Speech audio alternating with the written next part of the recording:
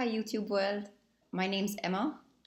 Some of you may know that, some of you may not. So, some of you may know me from my blog, A Life I Choose, and some of you may know me from real life, and some of you may just be getting to know me on YouTube. So, I'll tell you a little bit about myself. I am a Gestalt psychotherapist, and I've been studying psychology for 12 years now. I knew I wanted to become a psychotherapist when I was 16 years old, and I kind of just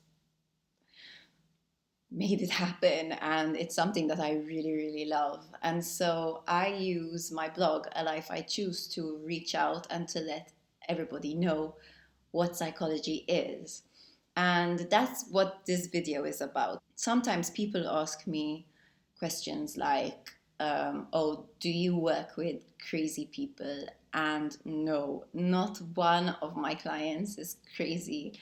Sometimes I think that there's a bit of a misunderstanding about what psychotherapy is. Like, I think that some people think that you have to have like a real problem, to go to therapy.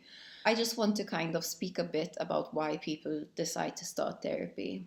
So therapy is not a pill. It's not a microwave. It's a slow cooking oven. The therapist and the client they make a commitment to work together.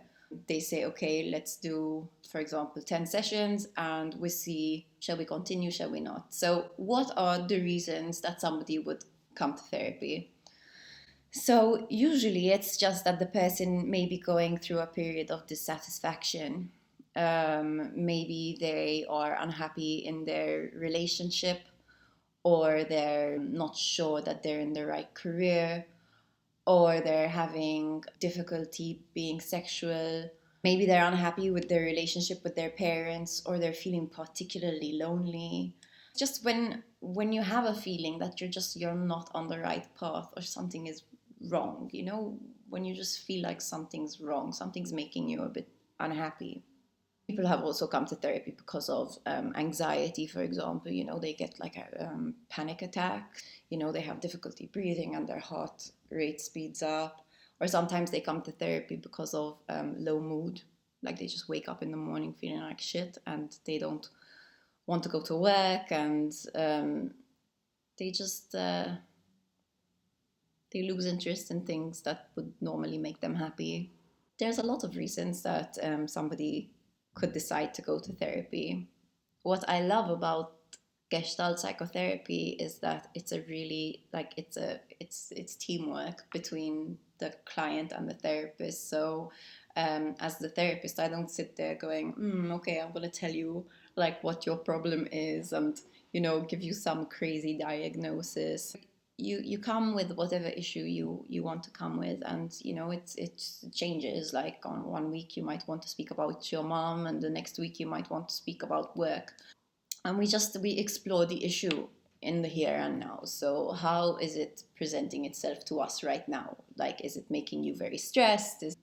As the therapist, I don't just listen to the content of what you're saying. I look at the process. So I try to see, are there dynamics happening between her and the people she's speaking about that she may not be aware of?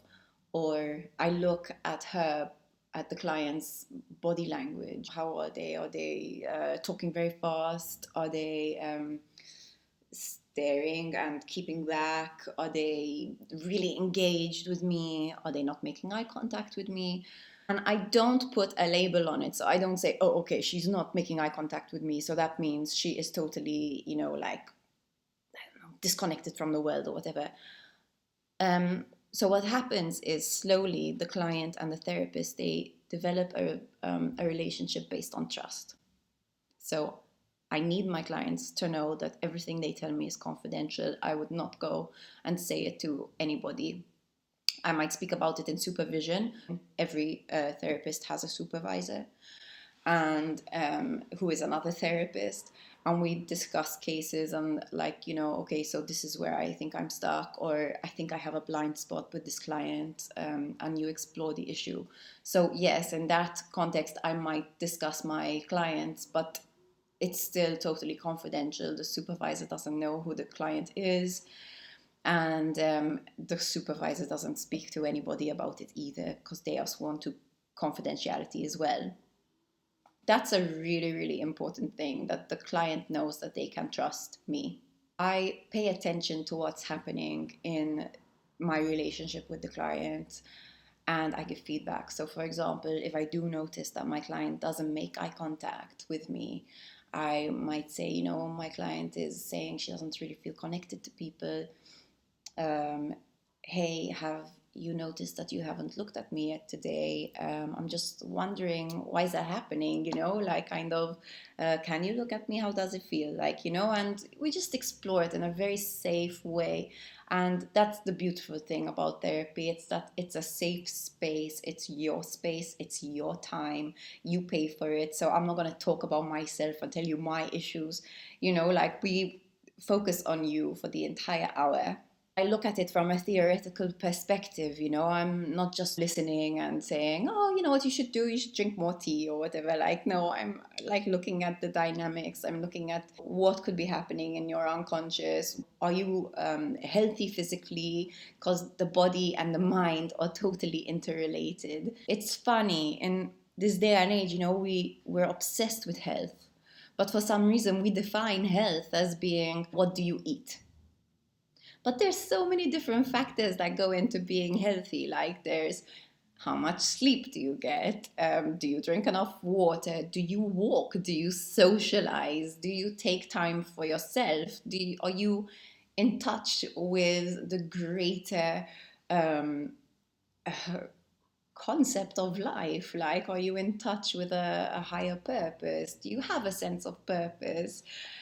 So there's a lot of questions that we ask in therapy, and it's a super beautiful process, and I absolutely love it.